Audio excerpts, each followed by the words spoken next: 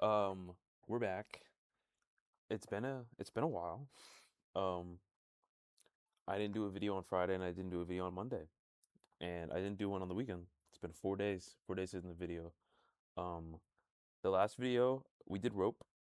And that was fun. I had a lot of fun. And so much fun that we're going to try to do part three.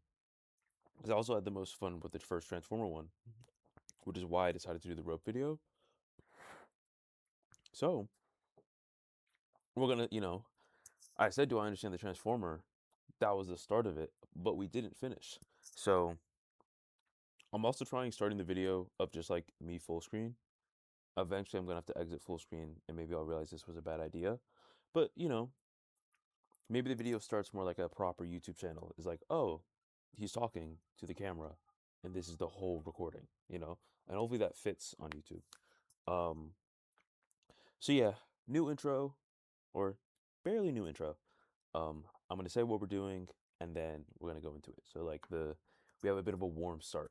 So last week we did rope. Today, one of the things we're missing is multi-headed attention, and I haven't had any like missions running, like so. Even though the coconut reproduction wasn't completely done, I think it was done enough. Like it reached a decent number of the benchmarks. Um, I think it's reasonable to reproduce it now, and what's it called? If I tried to get like the last two fields of the table, it would have been me being too focused on like the oh, I want a high fidelity reproduction. I want to make sure that the agent can do it before I do it. I now believe that the agent could do it. It's not worth paying for the agent to finish seeing that through. It's my turn. You know what I mean? So, um, that's part of our goals for this week. I have it formalized. No, here we go. Today's YouTube. Oh, I'm not popped out. You can't see me. Okay.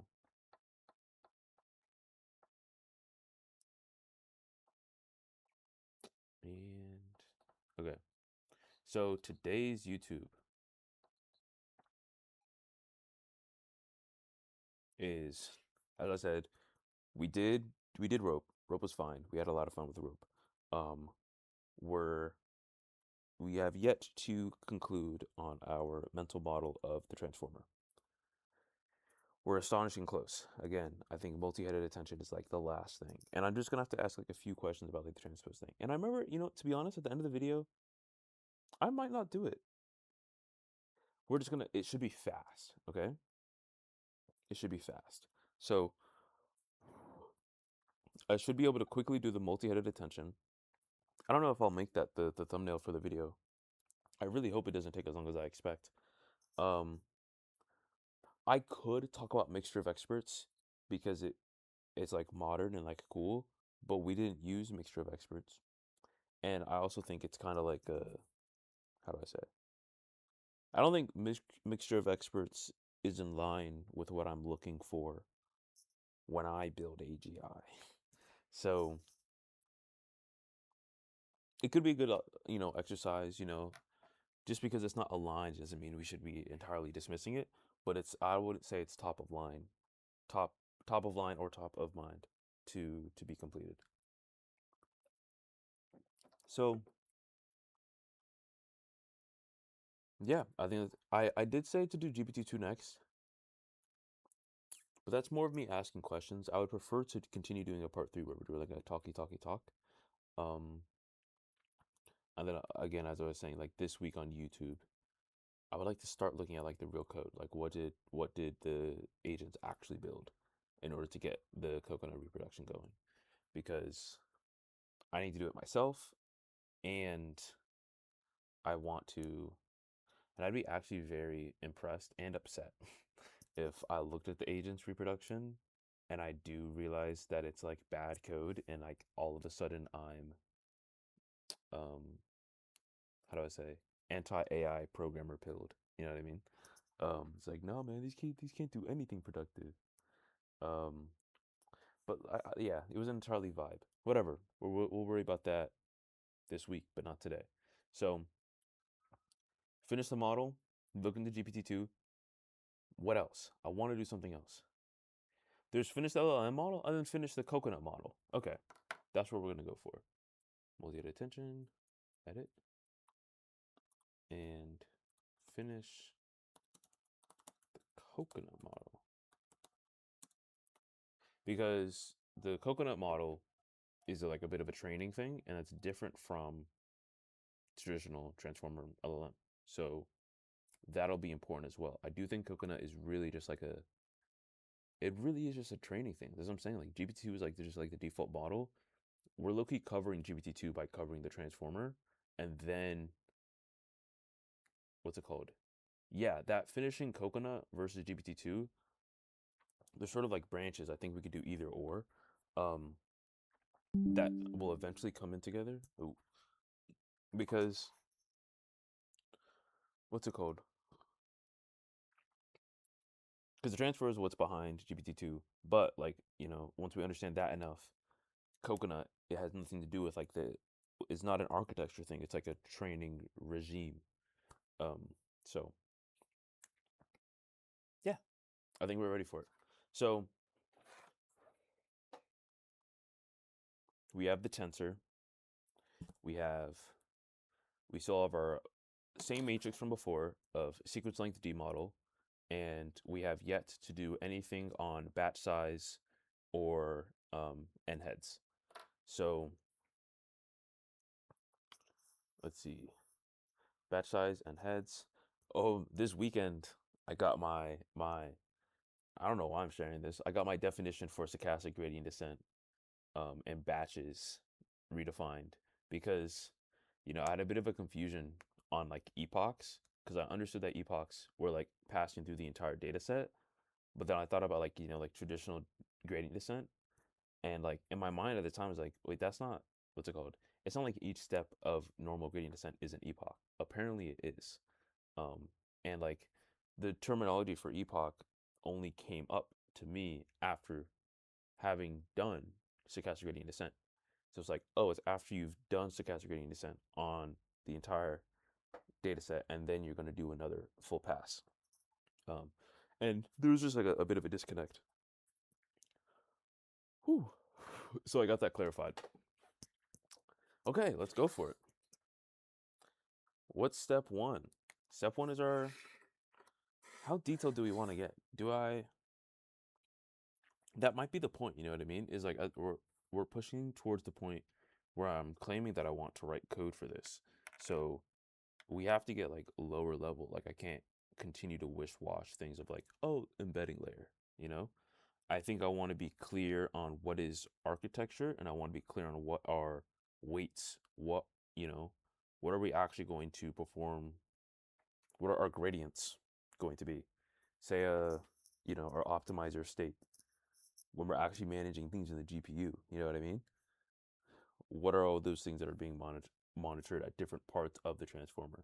So let's see. The very first thing, deterministic code, and this is what I will not include, is we have a tokenizer. Okay? I'll write tokenizer. Okay? We'll say text. Okay? First we have text, and then it's going to go into the tokenizer. Okay? And then that is our input. Let me be curious about batch size. Batch size is absolutely directly in the sense of tensors, of just like, what's it called? If we only do like the three tensor dimensions of sequence length, D model, and batch size, is, as we said, sequence length and D model is a sentence, and we're training, what's it called? And we're going to do the next token prediction on that sentence. Batch size is just a batch of sentences to perform the next token prediction on. And then in practice, that sentence is like, for example, what I'm highlighting here is like, what's it called? We'll use this single sentence to form like a batch of like 8. You know what I mean? we're going to form the entire a huge data set. Cannot believe the scale in which they're doing this. They're doing this for the entire internet, and it's next token prediction across the entire internet. Bonkers. Um, let's see. Ooh, and I could certainly. This is an asterisk that I'm almost certainly going to forget. But pre-training, mid-training, is that what we call it? Pre-training, mid-training, and post-training. Um, the things that we like at practically do at those different stages. I just like pre-training is like the fundamental LLM for next token. Mid-training, I don't think we call it mid-training. Something I feel like that's not the right name. But mid-training is what's it called? When you get it to act like a chatbot, I guess. And then you could do this sort of like back and forth, and then post-training is like the deep RL stuff. But that's a bit like like wishy-washy ways to clarify these things. Whatever. Tokenizer and yes, we're actually astonishingly close because I'm saying text to tokenizer. This is what we have so far. We have text to tokenizer. That's going to give our sequence length by D model. And batches are literally just like a bunch of sentences. So like, how do I say? I think we can still work with the simplified version of sequence length in D model because the way we're thinking about it is like a single pass is like the next token prediction. It's not, the next token for a bunch of sentences. We're not thinking of it like that, you know? Um, yeah, we're not thinking of it like that. So let's see, text to tokenizer. Again, another open question is like, for example, you could do, um, how do I say, the order in which you do your batches, and it'll be, stochastic gradient descent is like purposefully taking care of this, that we don't do this. But like, you could probably have a sort of bias where you try to do next token prediction um, of this sentence first, and then you took away a token, and then you took away a token instead of doing single token. You know what I mean? Like if you did it backwards, but then you're sort of cheating. But then maybe you want to cheat on purpose because they're pretty decent memorization machines. So that could totally be like a debate, not a debate, but it's a decision. It's a decision that you have to make when doing your pre-training, and yeah, people talk a lot about the bitter lesson of like scale and data and what that kind of stuff. Uh, uh, it's bitter, but it's not too bitter. This is a lot of engineering, you know? Like there's a lot of human design choices going on here that isn't as simple as bigger neural network. Yes, of the features that you can exploit to produce better performance of a model, scale is going to have more of an impact than architecture, is what we've seen. That is the bitter lesson. I guess that's the point. Maybe that's the whole point. Mm, scale is going to have a more of an impact than architecture. But the architecture still has to work, you know? Like, how do I say it? No, no. This is my advocacy against the bitter lesson is rich use of information is more important than scale. A very large neural network that does not have an attention mechanism built in is going to perform significantly worse than a much smaller model that has attention built in. I think I would say that with a fairly high level of confidence. I don't think you can just make a bigger model. That would fuck me up. I would be so upset if what's it called? If a 20 billion parameter generic neural network outperformed an 8 billion parameter transformer um, neural network on language benchmarks. I would really not like that. That would really ruin my day. Um, okay, so we have text we put in this tokenizer. We're gonna work with our same matrix of a sentence because we're just worried about a single token. We have the tokenizer, and suddenly things have been tokenized. We have our vocab mapping. I feel like that should just be part of the tokenizer. So we have the text, it's been tokenized, and yeah, and then we have the matrix. We have our matrix. It's in order. Yeah. Matrix. Okay. Once we have the matrix, we're in the game. We're in the game. Um, this is our normal thing is we're going to do rope, which we have already gone into, so we don't need to. We do rope, then we do attention, and then we do feed forward on network. Then we do normalization, which we haven't talked about. Feed forward neural network, normalization, and then, ooh, I fear that would be the end of it. Out. Out. So let's see. We've been doing a lot of recall, which is good, dandy and sweet. What's it called? No, I don't want to do this under my spool.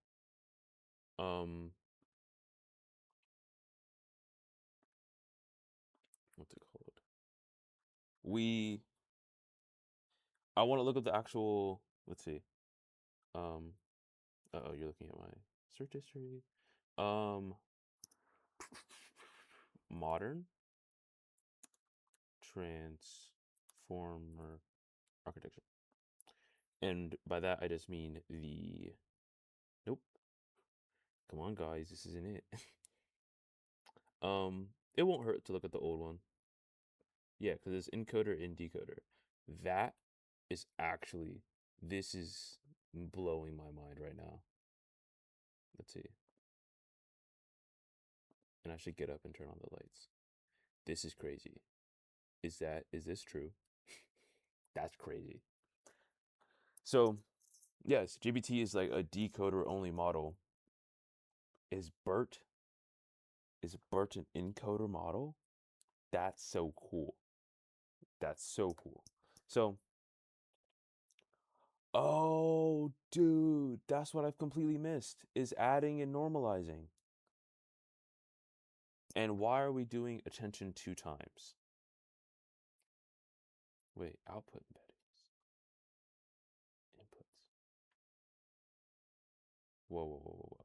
Yeah, see, let's see. No, let's look up decoder only transformer. Decoder only transformer is the dominant architecture behind modern generative AI models. Cool. This. Okay. And yeah, even worse, it's like simpler. Can you believe that? Okay. GQA. Guys, are we cooked? I barely mentioned causal mask. Let's see. RMS norm? Why? Are we serious? 8x encoding layer. Are we saying that we're going to repeat this 8 times? Output probabilities? Yeah. So we're saying this is the LLM architecture. Get out, really? This is llama? That can't be it. That can't be it. There's no way I understand this. Let's see. I like this much better. But let's see. Let's no harm in trying to understand it. So we have the embeddings. We have the input of the sequence. Okay. And what's it called? Input sequence tokenizer is being mapped into that arrow. Embedding is when we got the matrix. Let's see. Interesting that we're performing rope normalizing this early. Very interesting. Um, I would do rope. Then I would do the attention. Attention naturally has the causal mask after. Um, Interesting that they're normalizing. Um, After that, then we have a feed forward neural network. Then they normalize. Um, then the linear is the output embedding space, which is the thing that Coconut is skipping, and then we're going to do softmax on our actual thingy, on our actual distribution in our linear vocab space to select our next token, and then this 8x I think is just a decision. Um, I think I'm going to steal this image, and we're going to do a few things. We're going to flex vault chat because it should be able to understand these things, and I actually want both. Let's see what we can do. I feel like properly I have to um, I think what I actually have to do is, yeah, I can't copy the image and paste it into Vault Chat, unfortunately. Not locked in that hard. Brutal. Okay, so I need to actually save the images. My memory. Um, and we're going to talk about these. So let's see. Detailed and calm. Okay. And then I do think, and I'll get up and turn on the lights soon. I do think that I have file drag support though. So bing and bing. All right, and while those load, I'll go turn on the lights. Okay. Oh, well, I don't need to be that big. Just need detailed.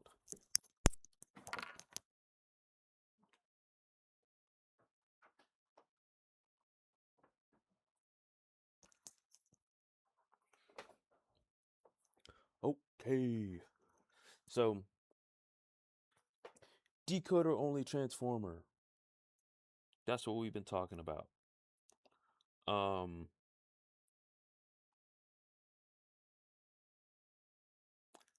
Boy, do I wonder how PhDs study this. I have no clue, bro. I like, the only thing I can imagine is like, that can't be it. That can't be their method. Um, so let's see. I think I just want to talk to David. I am very confused on GQA self attention. Uh-uh. I don't know what that is. Rope is fine. Causal mask is fine. QK and V makes complete sense. GQA. I haven't heard that term yet. Root mean squared norm. Swelu, Swiglu, feed forward neural network, just like a nice activation function. Um, and their choice of the stages in which they normalize. Interesting. Um, what's being skipped, and an aha that I had that I didn't come back to, is the add and norm. Is the thing that they do where you do a residual neural network where you actually continue to pass your inputs into every single layer.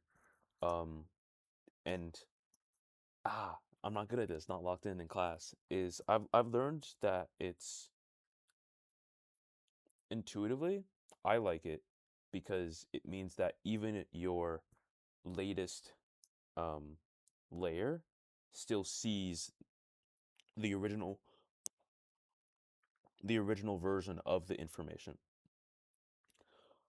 but it also has a practical use against gradient vanishing because there's a constant +1, so your gradient will never kabloom to 0.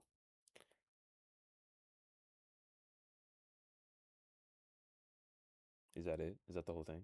Because if it's weights plus x with respect to x, you have a +1. Wx plus x. Am I locked the fuck in? I don't know.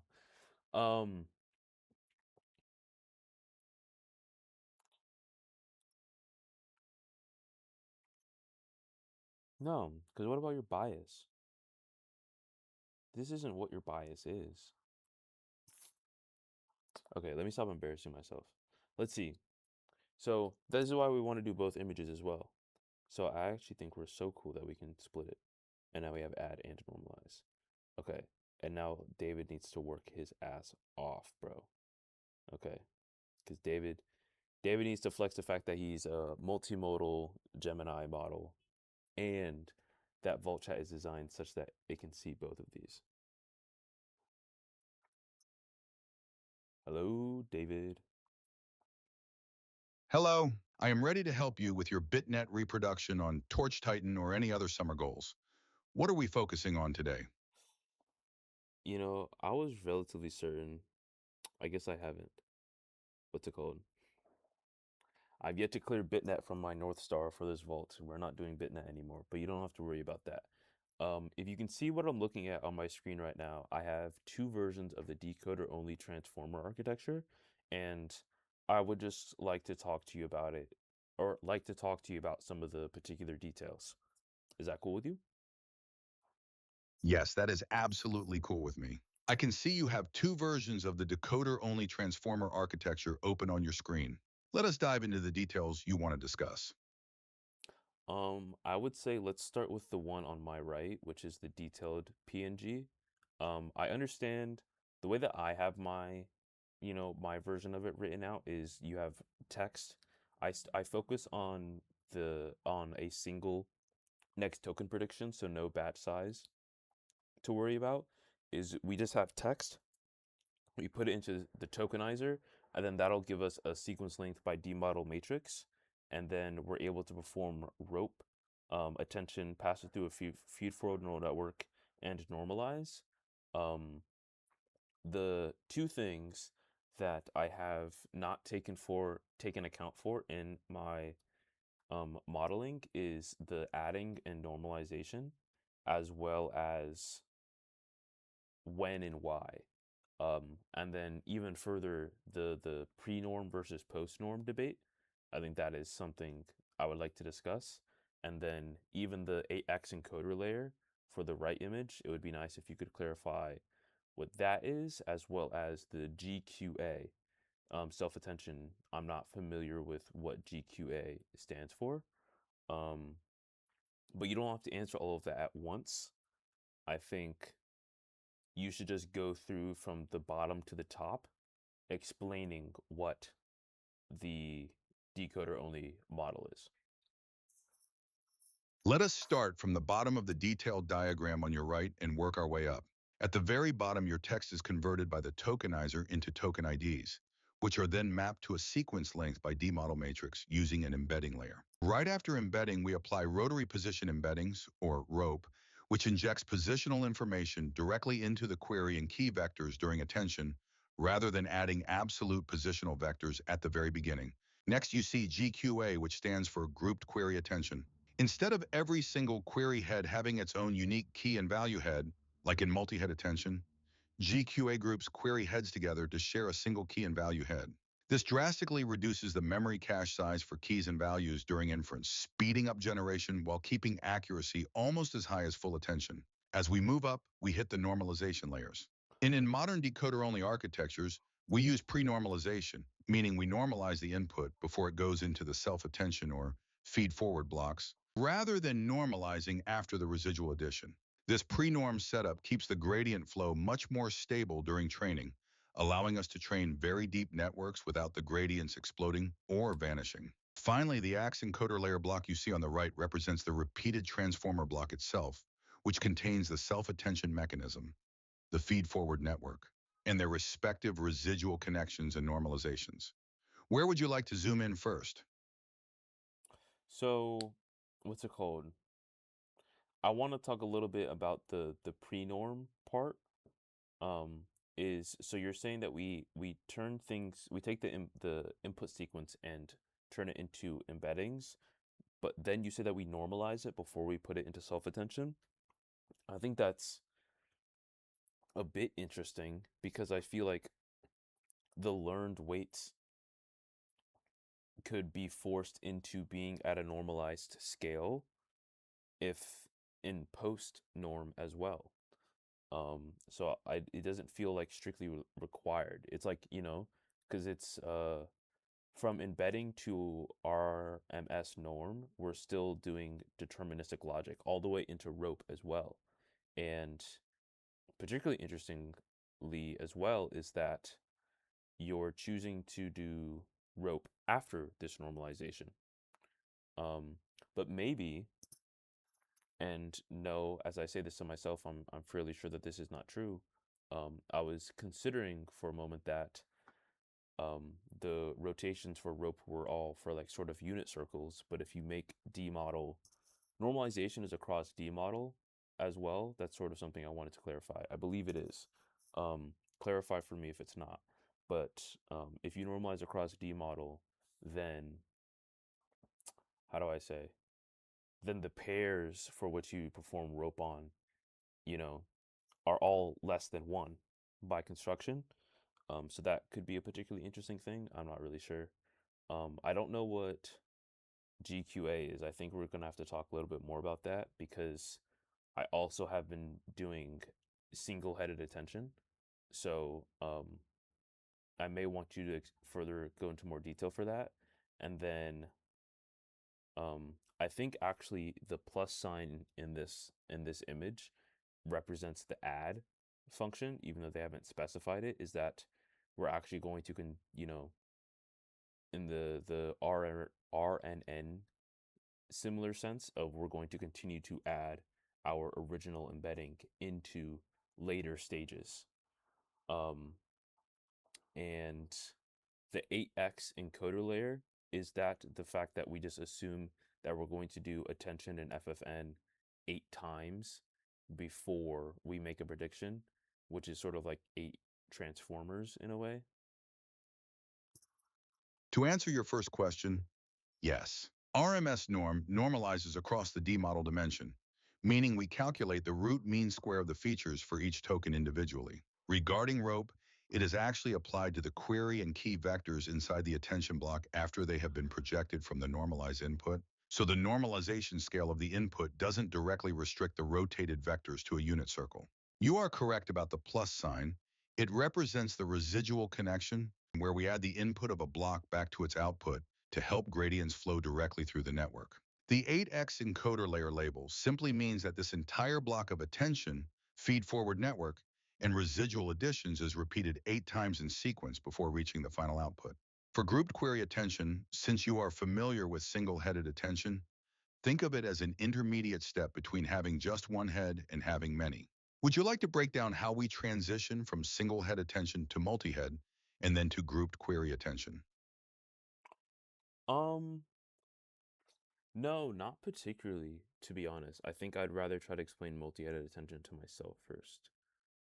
Um, I think the add and normalization makes sense. We have what's it called? But let's go to the image on the left now. That one looks to be performing post norm. Let us look at the image on the left, which indeed shows a post-normalization setup. In this post-norm architecture, you can see that the residual addition happens first, and then the normalization is applied to the combined sum. This was the original design and the attention is all you need paper, but it makes training much more sensitive to learning rates because the scale of the activations grows with the depth of the network.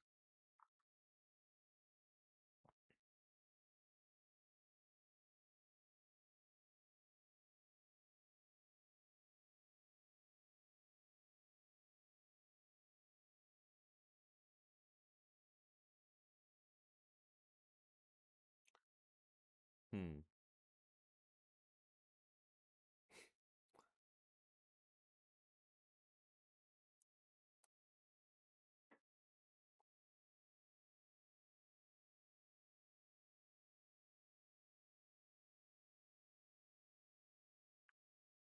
Are you sure that it's post norm and not pre norm? Let me double check that. Looking closely at the left diagram, the normalization block is placed on the residual path after the addition, which is the classic post-norm And configuration. then look closely at the right image as well. Looking at the right image, the normalization block is placed directly before the multi-head attention and feed-forward blocks, which is the pre-norm configuration. This confirms the contrast between the post-norm setup on the left and the Okay, that's very interesting. So I'm a little bit confused because I'm seeing in both the pre and post norm that what's it called? That there's like an add and normalization before we go to linear layer. Um, and then this is even worse. Target specific embedding, masked multi-headed attention versus normal multi-headed attention. What? Like, is that like, is that slang? Did you not want to have a wordy block? Um, GQA is interesting. I think that it's not worth our time to get into this as much it is worth our time to look at the architecture for GPT-2. So, um, it's we pick one, is we're going to do I think we should glance at the GPT-2 architecture, and then depending on what we see is when I'll decide to explain multi-headed attention to myself. Which again I don't think should be too hard. GQA would be interesting, especially if GQA is inside of GPT-2. Um, let's see.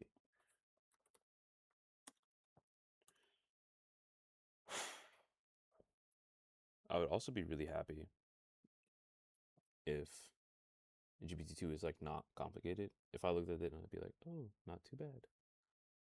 Oh boy. Oh boy. Get out of here. Oh, 1 billion. What are we doing, guys? I don't understand. Like, like actual scientists, like actual researchers, why are we saying 1,000 million? I don't like that like preference. I get the same like complaint when people say like actually I don't with like 1,000 milligrams because like milligrams like make sense, but not with like model parameters. Like it's okay to say billion. Um, let's see. Decoder, decoder, decoder, BERT, encoder, encoder, encoder. Very interesting. Recurrent decoder, recurrent decoder. Very interesting. Very interesting. Extra large. Okay, it's just more decoders. Cool. I'm confused. This is not helping me. Where's the architecture?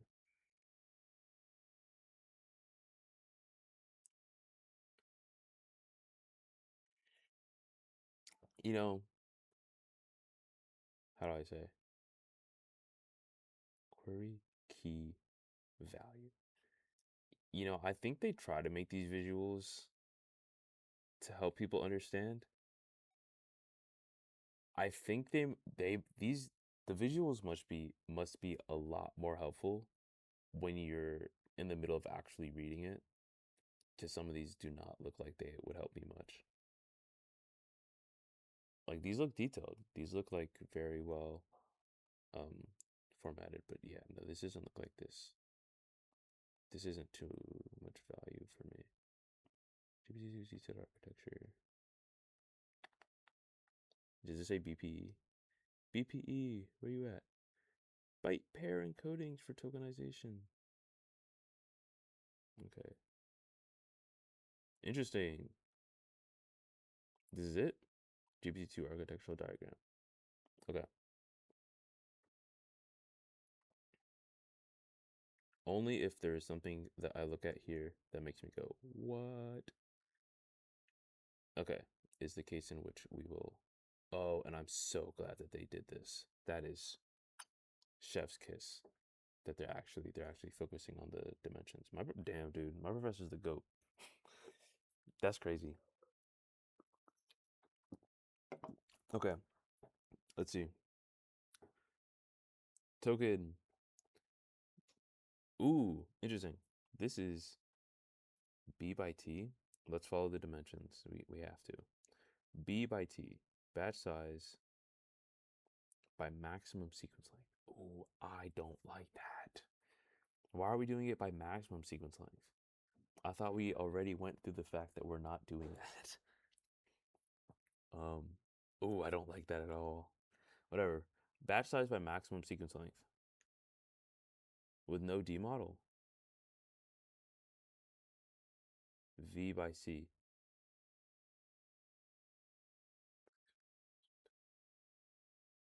This is the embedding. VC. The math here is not mathing at all. Position embedding is going to be rope. Let's see. So, what's VC? Vocabulary size. Embedding dimension. Okay. So this is, what's it called? This is batch size sequence length D model. Fantastic. This is vocab size D model because we're doing the lookup table from our batch size sequence. So this is a batch of sentences that we're going to map into our embeddings to then have a set of sentences. I don't think they're all. I don't like the whole T thing. I think that's just like a. I'm not rocking with that. Um, we're just going to ignore that for now. Position embeddings is just going to perform rope. What did we say T was? Something by D model. Let's see if we can come up. Sequence length by D model. This is what I care about. Sequence length by D model. TC is my bread and butter. Um, yeah, and that makes perfect sense. So that's rope. Um, I think if I understand like their standard notation for these graphs is this is addition. So this is like a really trivial. This is must have been before rope, is that they're actually going to add the position embedding to the into this, which is very crazy. So then we're going to normalize. Um, this is in the D model space. I don't know what that stands for. Residual connection, we're going to go from, yes, we're going to do perform addition through the whole thing. Cool. Concatenation. This, oh, nice. Okay, so a few birds, one stone. This is multi-edit attention, drawn very well. Um, is, and they've even split it. So technically, this is, and that's why we're going to concat. Perfect. So this is batch size sequence length, D model divided by n heads. Um, and these are the three heads. Oh no, these are the H heads of attention. And then we're going to concatenate it back together. For whatever reason, we have not shown another weight matrix here for which we sort of blend together the attentions. Whatever. Concatenate, we do a linear layer. I'm very curious about this because linear layer, as far as I care, very last thing we do by CC, which is D model by D model. So we do attention. And now we're back to batch size sequence length D model. Linear of D model by D model. You've done attention. You've done attention. You have our, we've just done one pass of a transformation on our information. I don't get it. A linear layer. A linear layer for what?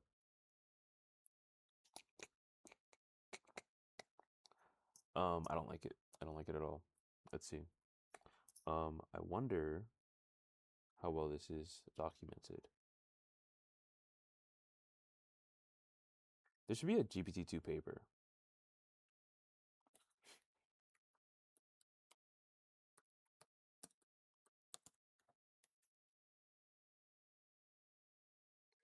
Language models, our latest model GPT-2, C1.5b. Language models are unsupervised multitask learners. Ooh, Alia. Tapped in, tapped in. All right, let's see. Let's see. Is this, how do I say?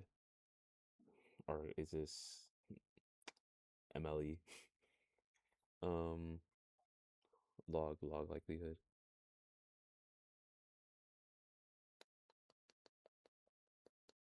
Where's the architecture, guys? That's what I'm here for. Congratulations. What? Oh, context web. No architecture. Guys, what's going on?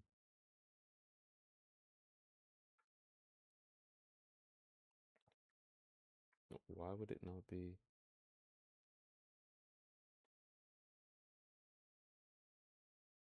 What? This isn't going to help me. It's going to help me one bit. Zero shot learner. Ooh, that is unfortunate. GPT and GPT-2. Nope. I'm not subscribing. To be so real. Okay. So I'm also relying on faith that this is what I'm expecting. So this linear is very confusing for me. We normalize whatever feed forward neural network, whatever. This is also D model by D model.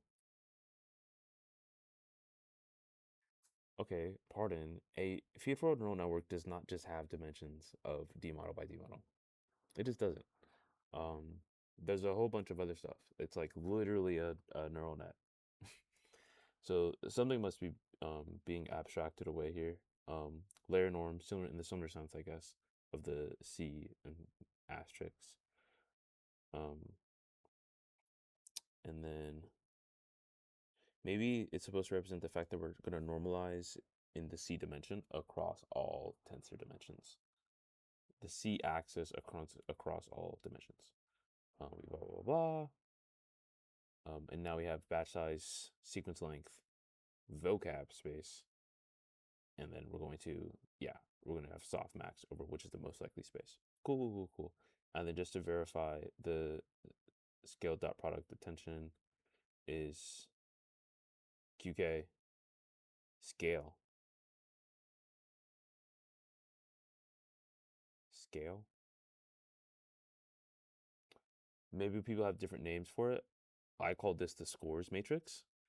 And this is a sequence length by sequence length, and then by batch size because we're not doing thingamajiggy. Yeah, sequence length by sequence length. We're gonna do the causal mask because that's how things make sense. We do soft mask on it, and then we had a value. Yeah. So we have scores by V. Perfect, bro. We totally understand attention. So awesome. Um,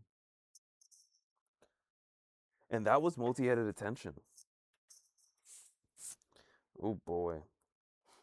And I'm a little bit tired. That was I kind of want to go home. I don't know. But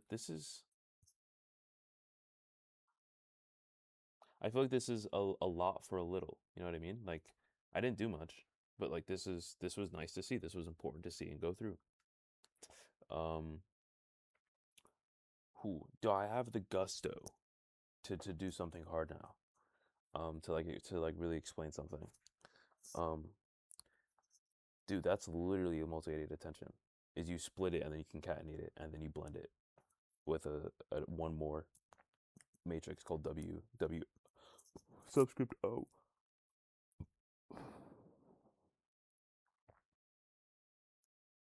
Yeah, and like the normalization and the addition is like, um, understanding that motivation wise would be nice, but like, it's whatever. Um,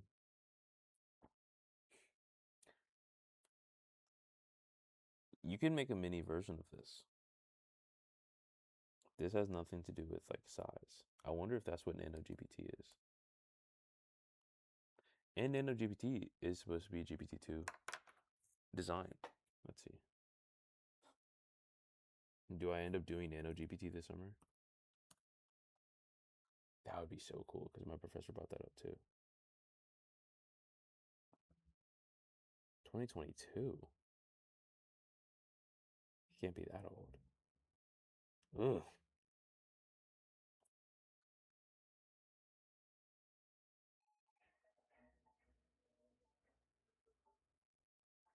Oh, to Nano Chat 2025. Is this the competition? Oh, okay. Time to GPT-2 leaderboard.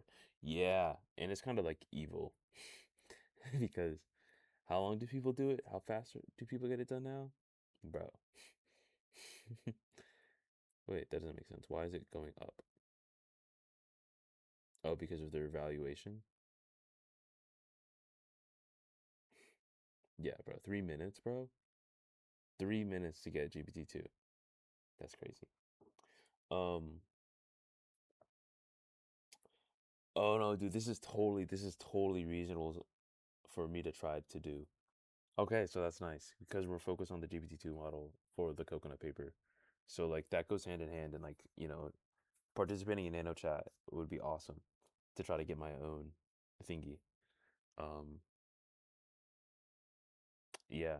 And that is another thing is I want to hit up my professor this summer, but I want to have something to talk to him about. So like it's really nice that this is converging to like, you know what I mean? Like there's I can explain like, oh yeah, I was working on coconut and then I figured, oh, why not do nano chat? Because it's both on GPT-2. Um, so I have a few questions on that architecture. Um, just particularly that weird linear part. But that yeah, it's like the same but different. It's like a very similar idea. We're all still just doing like attention normalizing, position embeddings. Hmm. So what do I do next? And then we have coconut. We have coconut. Is what's it called? It's going to be the um I think okay, I think that's my last question for the night is and it's literally just a question is the beginning of thought and end of thought tokens for coconut chain of thought. I want to understand how those are handled. I have a quick question about the coconut paper if you can see the information from the vault or you can just recall from your memory. Um the beginning of thought and chain of thought tokens. I would like some help understanding how they work. When for the coconut model or a model trained to reason in a coconut way, um, do they does the after the model's been trained, does it choose how many reasoning tokens it uses? Like, or does it simply use what it was trained to do?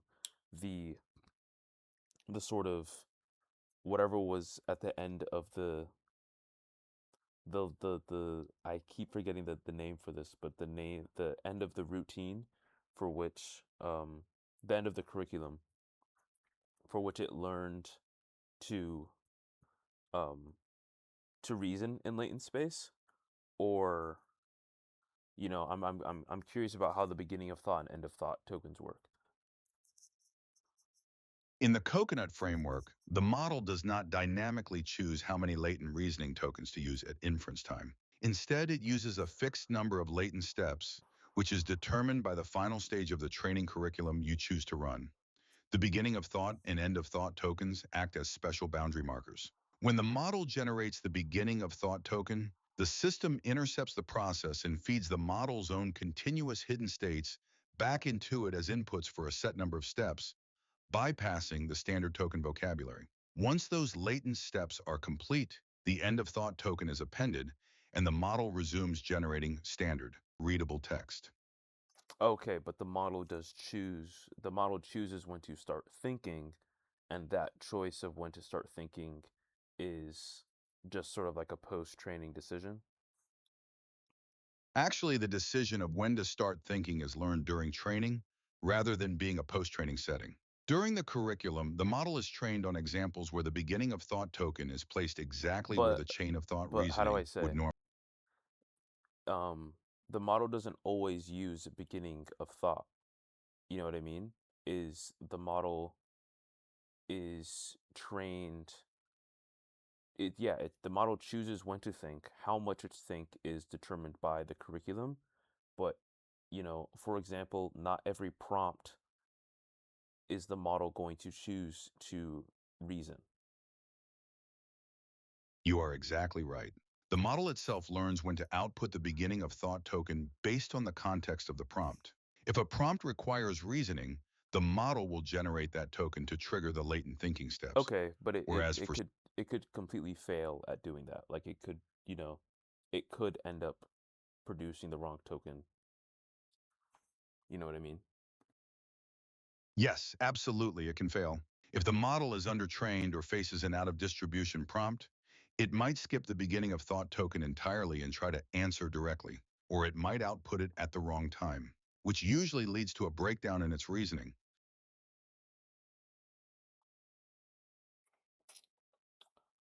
Um, oh my goodness, my phone died.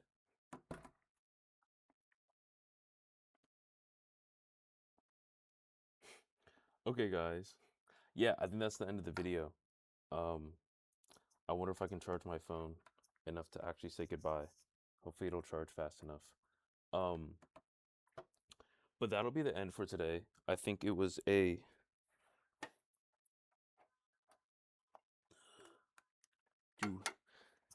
I think it was decent. I think today was decent. I think how do I say?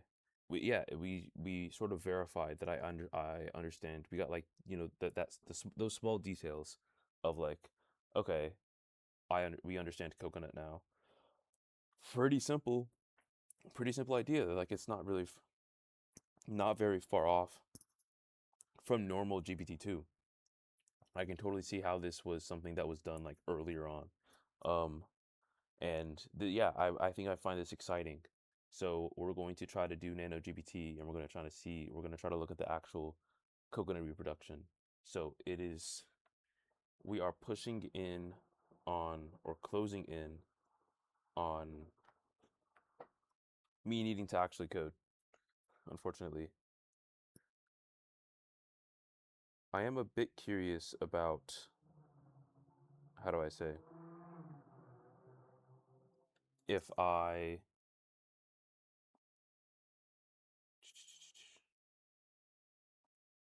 here we are. I'm a bit curious about, nope, please lock in. Let me turn on the lights, maybe that'll help. Okay, it's locked in.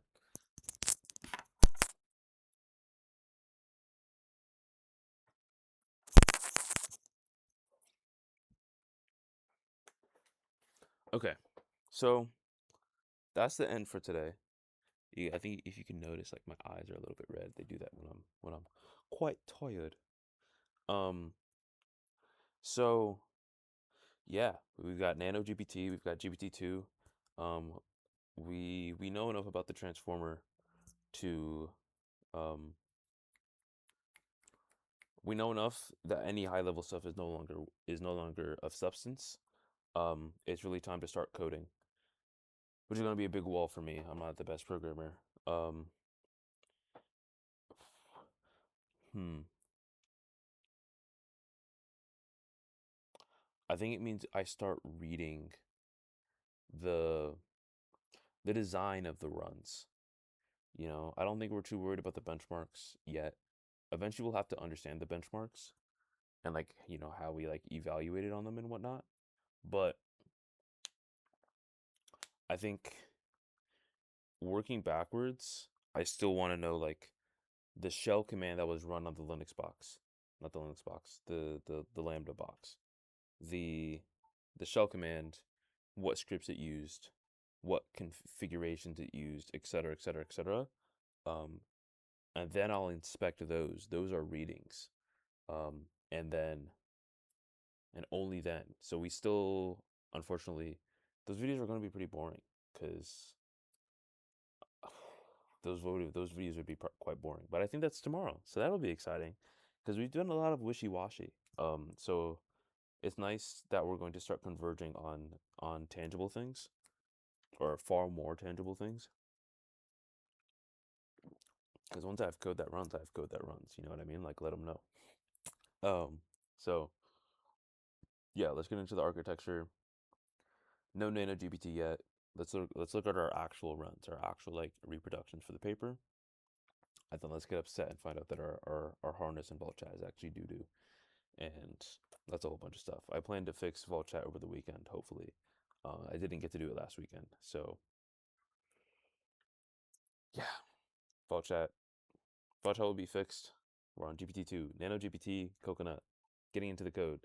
Um, we understand rope, attention, residuals. We understand the transformer. We're good. All right. Um, Fantastic. Okay. I will see you tomorrow where we will be reading up. I may do this in private. No, I probably won't because I won't have time. Tomorrow's video is going to be boring. I am going to record myself reading up on the design and how my coconut runs were actually done. You know, I don't think the agents did a really good job at documenting as I asked. So we're going to look into that, and yeah, deuces.